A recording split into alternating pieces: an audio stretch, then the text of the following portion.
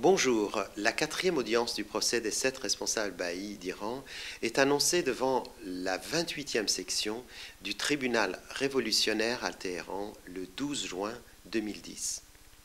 Selon l'acte d'inculpation lu à la première audience, ces 2 femmes et 5 hommes, en prison depuis 2 ans, sont accusés, je cite, d'espionnage, coopération avec Israël, transmission de documents secrets à l'étranger et de propagation de la corruption sur terre.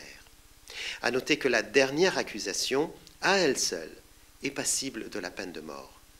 Ce 12 juin coïncide avec le premier anniversaire de l'élection présidentielle controversée et avec la Journée mondiale de mobilisation contre les violations des droits de l'homme en Iran, journée non partisane lancée à l'initiative du collectif United for Iran et à laquelle la communauté internationale bahaï participe. Le procès des 7 a débuté le 12 janvier dernier avec une détention provisoire sans charge pendant 20 mois qui ont précédé.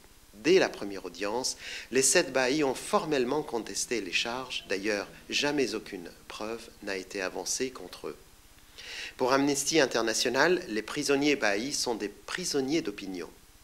Les 7 prévenus sont Mesdames Kamal Abadi et Sabet, Messieurs Kanjani, Naemi, Rezaï, Tavakoli et Tisfab. Et avant leur arrestation, ils étaient les intermédiaires entre les autorités iraniennes et les baïs d'Iran.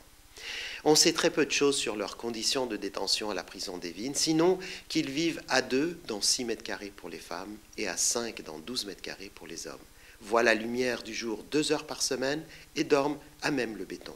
On estime à 38 le nombre de baïs détenus aujourd'hui dans tout l'Iran. En France, une quarantaine de personnalités, dont une majorité de scientifiques et de chercheurs, ont signé une lettre ouverte à l'ayatollah Khamenei. Ils demandent que la liberté de conscience soit reconnue en Iran et que les 7 baïs jugés soient libérés.